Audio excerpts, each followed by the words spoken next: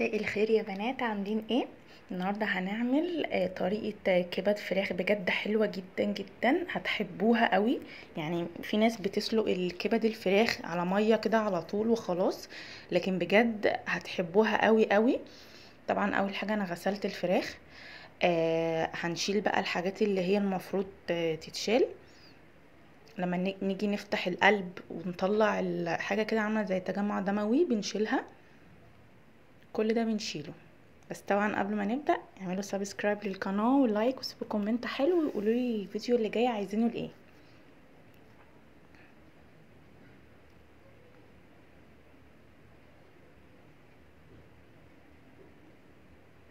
شوفوا الطريقة. انا جايبة طبق تاني عشان اللي هخلصه احطه فيه على طول.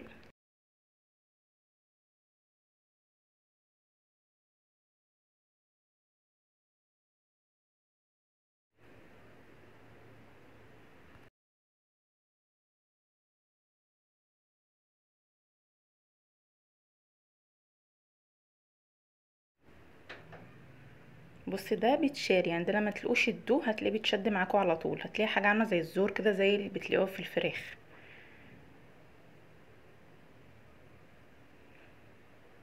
والقلب بتشقوه وبتطلعوا اللي فيه، لازم تلاقوا فيه.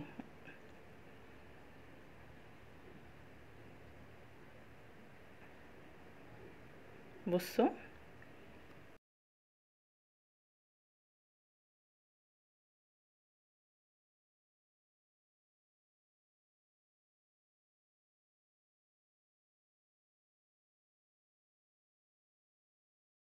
طبعا كده كده لما بنخلص احنا بنغسل الكبد تاني.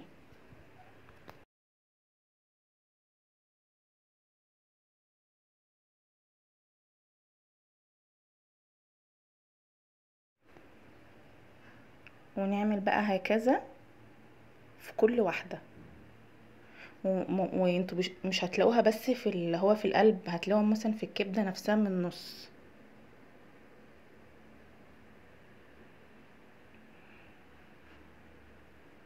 بصوا زي ما انا قلت لكم بيبقى في النص موجودة.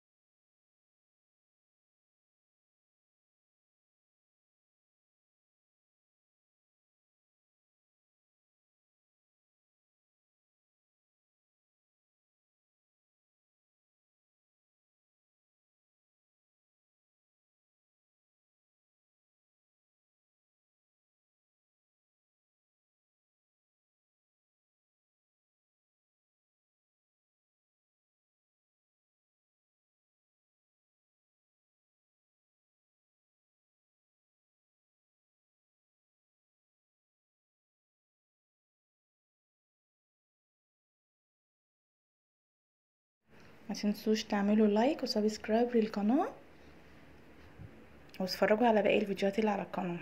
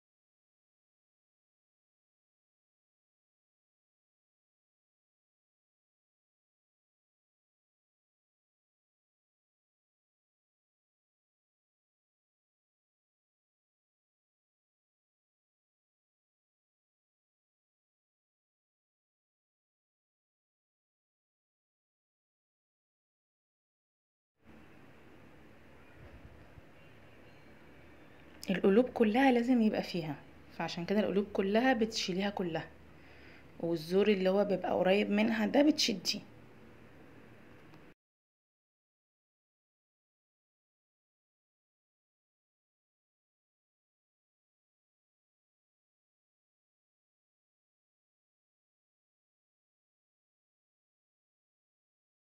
دلوقتي احنا غسلنا الفراخ كويس، اسفه غسلنا الكبد الفراخ كويس جدا.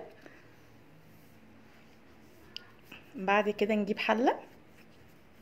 بصوا الطريقه دي لما تعملوها هتفضلوا تعملوا بجد هو كبد الفراخ بالطريقه دي. نجيبوا الفراخ، ما تحطيش زيت ولا اي حاجه، انا بس عشان غاسله لسه غاسله الحله.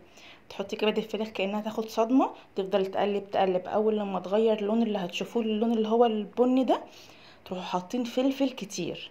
ليه؟ بينزل صوص، الصوص ده بجد حلو جدا جدا جدا جدا. المكونات بتاعتنا هي حبه ملح، حبه صغيره، ما بتكتريش الملح، والفلفل بقى كتري على قد ما تقدري. انا حطيت كتير قوي.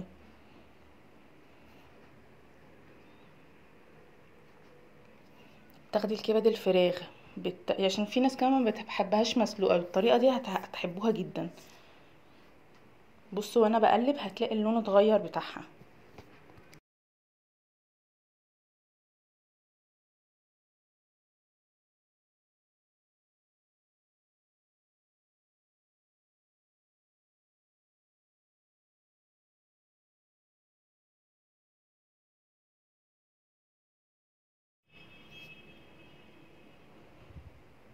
بصوا اللون اتغير ازاي.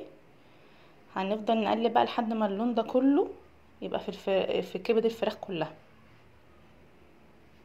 هنحط فلفل اسود كتير، وهنحط حبة شوية ملح، ونضيف عليه. واحنا بنعمل هتلاقي ان الكبد الفراخ اصلا نزلت ميه حلوه قوي. بتجيبي كوبايتين، كوبايه وميه ونص، يعني تكون مغطيه اللي هو الكبد، تسيبيها تغلي. حتى لو هي اتهرت او كل ده عادي، تسيبيها تغلي لحد ما تخلص الميه خالص. والصوص اللي في الاخر ده، ده انا محتاج، ده احنا عايزينه. يعني انتوا هتاكلوا الكبد الفراخ مع الصوص ده، حلو جدا. الناس اللي بتسلق اللي هو الكبد وخلاص كده وبتاكلوها كده اللي هو لوحدها، جربوها بجد هتعجبكم جدا.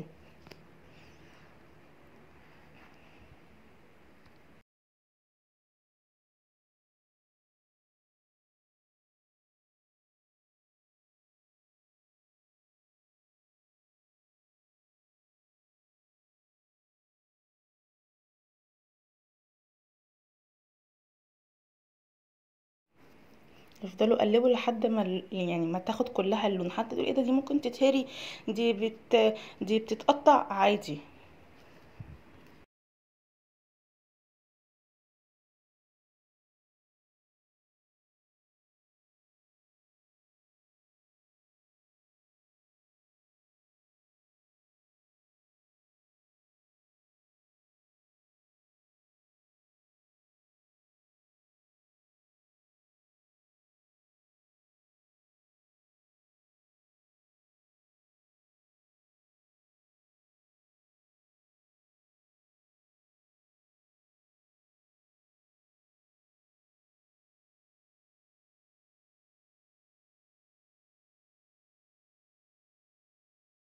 بص بقى الفلفل الاسود، حطيت فلفل اسود كتير، انا حتى كمان قفلت الفيديو وحطيت فلفل اسود تاني. الفلفل الاسود ده هو اللي بيعمل الصوص.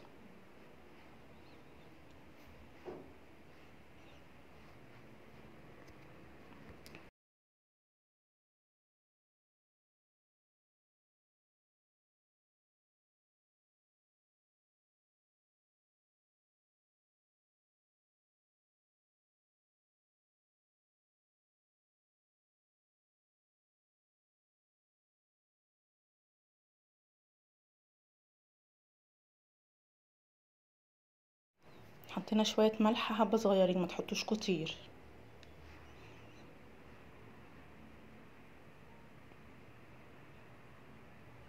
هنقلبها بس شويه، يعني قلبتين بس، وبعد كده نحط الميه بتاعتنا.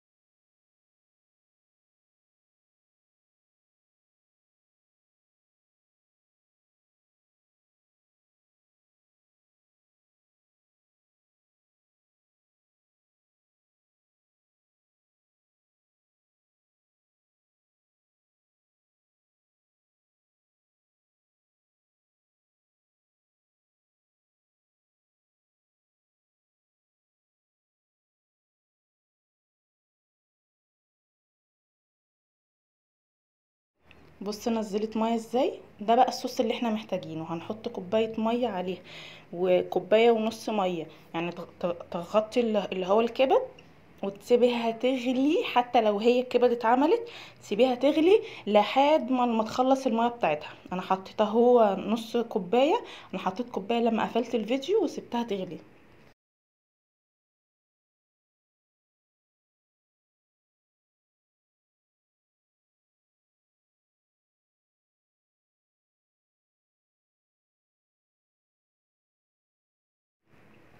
بصوا بقى الجمال والريحه، انا عايزه اقول لكم الريحه تحفه. تنسوش بقى تعملوا لايك وسبسكرايب، ولما لو جربتوا الوصفه اكتبوا لنا كومنت. انا عايزه اقول لكم يا جماعه ريحتها حلوه، والفلفل الاسود مخلي طعمها وريحتها، والصوص اللي نازل منها ده حلو جدا.